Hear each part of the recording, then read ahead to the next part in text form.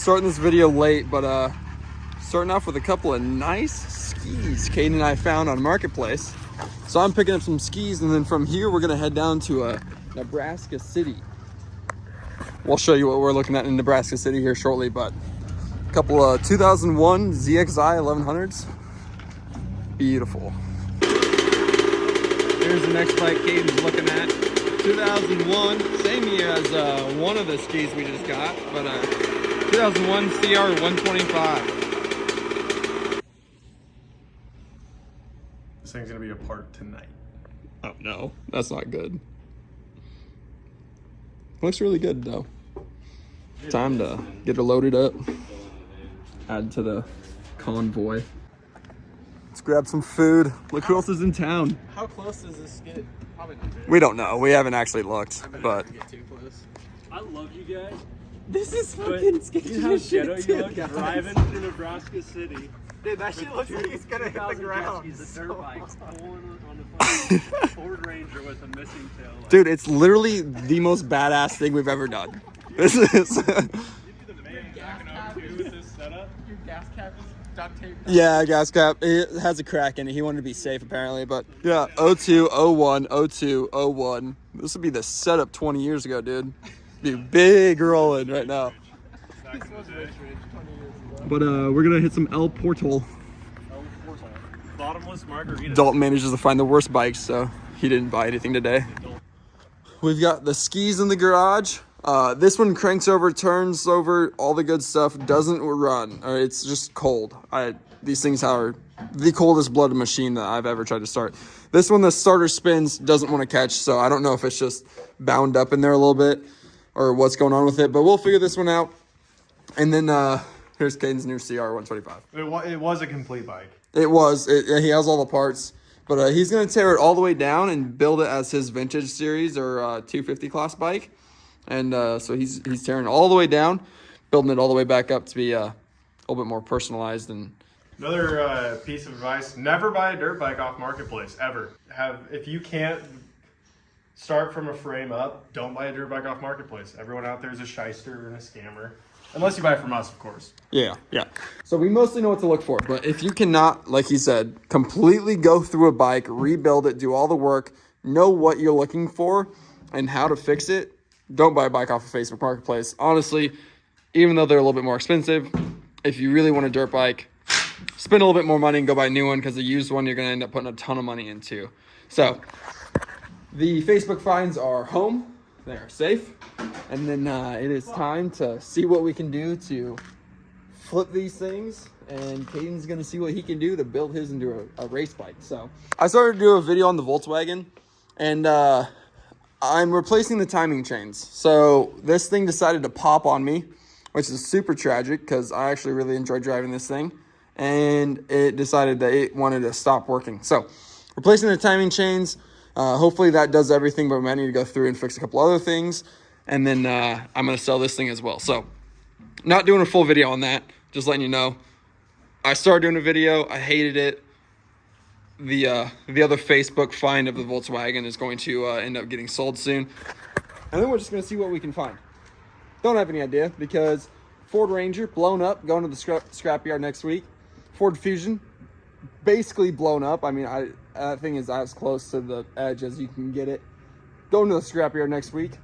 Blazer, going to stick around for a little bit, because that's actually the only vehicle I own that drives. So, well, and four wheels. I've got my other ones, but it's going to stick around a little bit. We'll do some more videos with it and have some more fun. But, man, the crowd's getting thin around here. The yellow one, I believe, is just out of fuel, so that's where we're going to start working on the yellow one. Get fuel in it, make sure there's oil in it, see if we can get it to turn over and start. It turns over just fine, but won't run for me. So then on the white one, I'll kind of walk you through diagnosing it and how I came to the conclusion that I did. But starter spins, no engagement with a flywheel, so I believe that there's a gear in there that I'll walk you through. Okay, so I already tried getting this thing to start a bunch yesterday, so I'm actually gonna take off the cover. Caden's here to help me a little bit, but take off the cover, spray some ether in there, see if I can get it to start that way, and hopefully that works.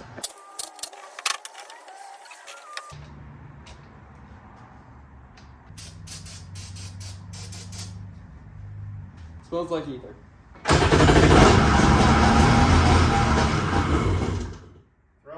Runs off of that. Okay.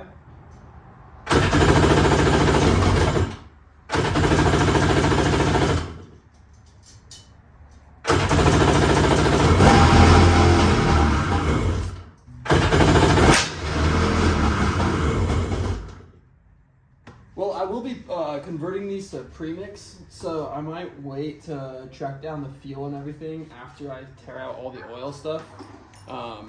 It's already getting a little hazy in here, so might call it on this one. I also don't want to burn out a starter by trying to start it a ton, because I worked on these a little bit yesterday and was also using the starters quite a bit. We're gonna start working on the white one here.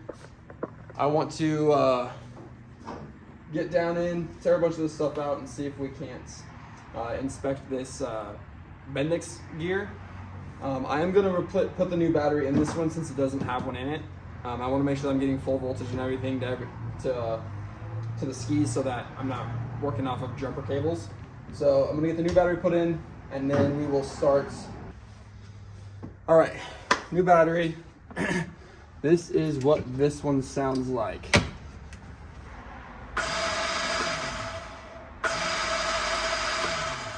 On these ones, they have the starter, and typically on the end of like an automotive starter, there's like a push shaft. So as soon as it gets power, it clicks out and it'll engage with the flywheel and start it. While on these, they have a starter with just a solid shaft. Now the solid shaft goes into the flywheel housing, and in the flywheel housing, it has another set of gears that come off of the starter.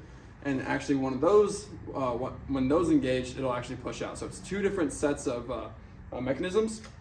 And that bendix gear is what it's called in there, that goes from the starter to the flywheel. Those fail. So that bendix gear is going to be down in the flywheel housing. I don't believe you have to pull the starter to get that part out. I also have the kit to change this from oil injection to premix. So I'm going to be taking out a lot of the stuff in here, and since it's going to help me out so much to get in there to do that, as much as I want to get this started the way it is, I think my parts will arrive before I even get most of this torn apart. So. Flywheel cover is this front cover down here on the front of the motor. It's a little difficult to get to. Some people will pull the motor. We're just going to pull the exhaust manifold and expansion chamber and some of the other stuff down here that'll allow us to be able to get down there. So we're going to start getting down in there and seeing what all has to come out and how bad that gear is.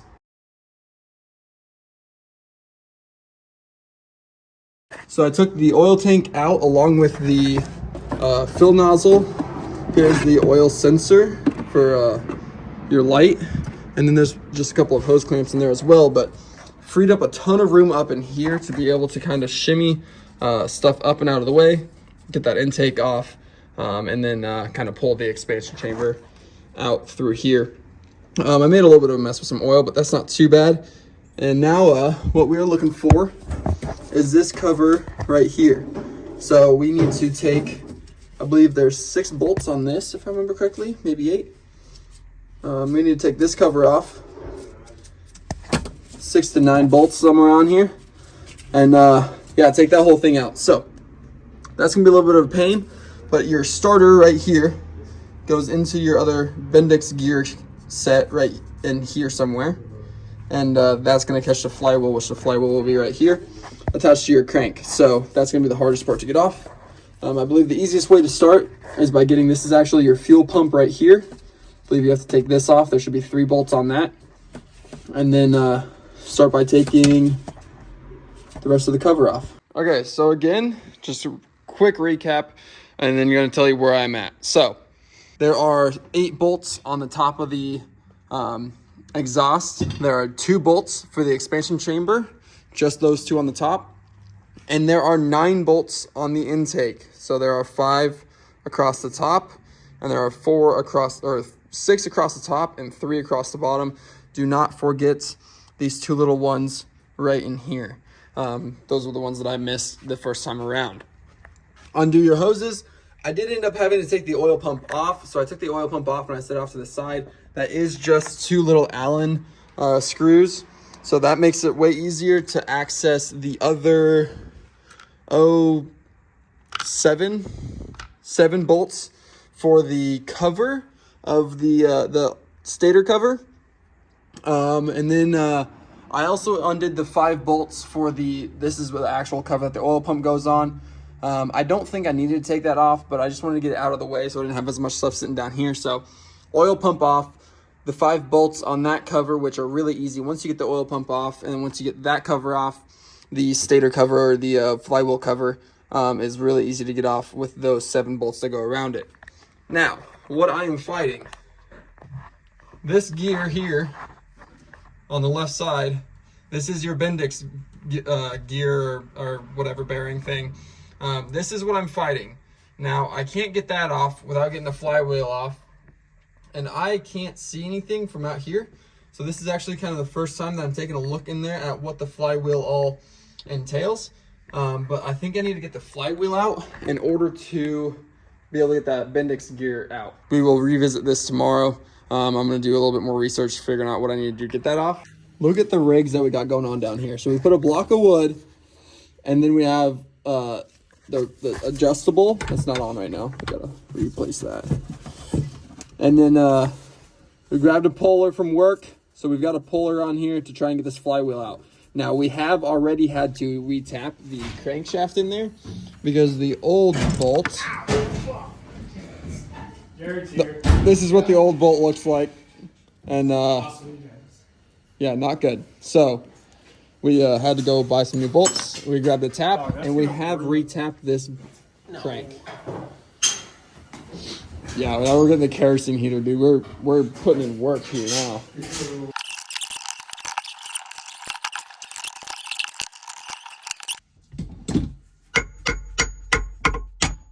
No way!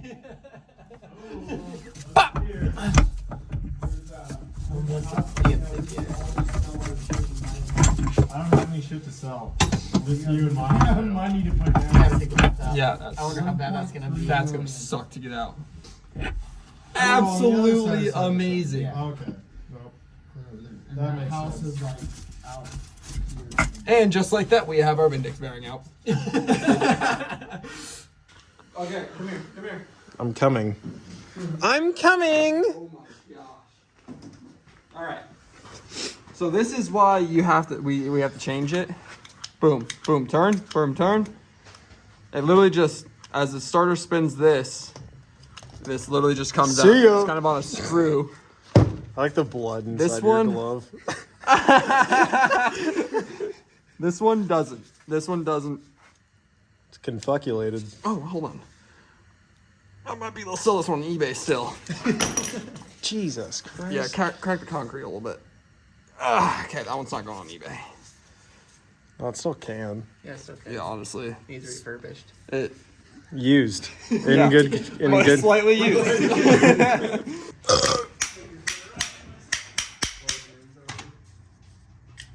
Oh, it moves. Sometimes you just get a little stuck. Did you get unstuck? Getting there. Doesn't want to go back in for some reason. It should be fine. She works. That's actuating so nicely, though.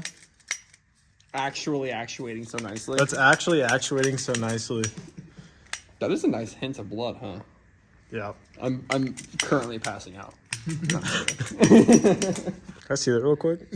Just throw it through the window. The unfortunate sequence of events with this is, even though there's a new bendix bearing in there now, which that's actually sweet, I can put the flywheel in and I can do a few other things, but because we are converting this to a premix and I'm taking out the oil pump and then I have to actually block off the oil lines that go to the carburetors, but I can't put it back together yet because that hasn't came in the mail. So until that comes in, I'm not going to finish this ski. And until I get it all converted to premix, I'm not going to do anything with this one. So once those parts come in, hopefully in the next few days, I'll bring you guys back. We'll convert this to a premix. Dude, I just got this screen protector like 2 days ago. We're going to convert this to a premix, and then we'll see how well she fires up and runs. Okay, so Caden, his whole Facebook ordeal. This is his 2001 or 2002 CR125 that he just bought. This is the gentleman that he bought it from, right there. So he's taking it back. Caden has it all torn down, and both sides of the block are cracked. The frame has a crack in it. The guy had no idea, so he's actually taking it back and giving Caden his money back. We paid him a little bit, or Caden paid him a little bit for his time and effort and everything, meeting us to come and get it. But today we are dropping this off, and then we have a 99 that we're going to look at for Caden down in Missouri. So we're gonna get this swapped over and then head on down the road a little bit. But yeah, look, that giant box of parts that Caden's carrying, he's got it torn down to every nut and bolt on this bike, and the guy is taking it back like that. So that's awesome. Well, there's the beauty that kind of turned into a little bit more of a beast. Leaking oil out of both sides of the case, broken exhaust flange, spitting oil out of the right after the expansion chamber where the muffler goes on, and a few other things. So probably gonna have to drive away from this one, unfortunately. Down here, just in the absolute middle of nowhere, we are working on the Volkswagen. Most of the timing chain kit has been put back together, so we can actually get home, throw some oil in it, and see if that's gonna run for us. So hopefully one positive for the day. But back home to good old Nebraska. Well, we're back home. No bike, like I said. That thing was kind of well, guy was asking too much money for what it was. It would have been a good bike to get if we could have for the right price, but guy was way too high on price. We got the jet skis pulled out, and we are getting started on the Jetta for our final day of wrap up. Now we had all of this torn apart down here. Redid all the timing chains, tensioners, guides, everything like that. Got everything put back together last night. Got all of our covers on and everything. No leftover hardware, so that means you know you did it right. For sure, have it done it right. Yeah. Right? Yeah. So, first timing job. We'll see what we did. But today we're going to do spark plugs, or not spark plugs. So we're gonna finish this up with coil packs.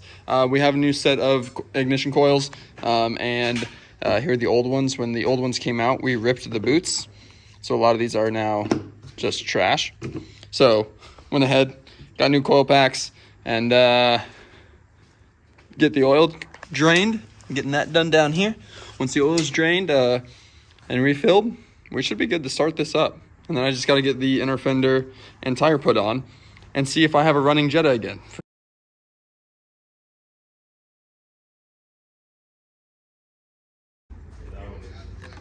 Wrong oil filter.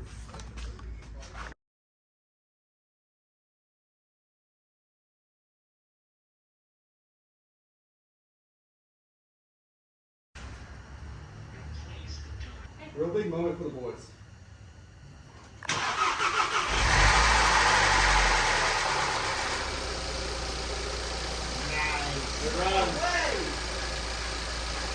Let's go. Big W. All right, so a lot happened in this episode, and you guys will have to wait for the next one to see, did we get the skis running? Is the Jetta still going? What happened to it? Also, did Caden find a bike? And just so you know, he did. So you have to see what he got. You'll have to see if the Jetta's going. We'll have to see how the skis are running. And also, can we get them sold? On top of all of that, another toy came to the garage. So you guys will definitely want to see what we have in store there and what we did with it. But a three-wheeler might be in the garage now. We had to work on it, so we got it going. And then now you have to see the absolute blast of a time that we had with that one. That's going to do it for this one, though. We'll see you guys in the next one.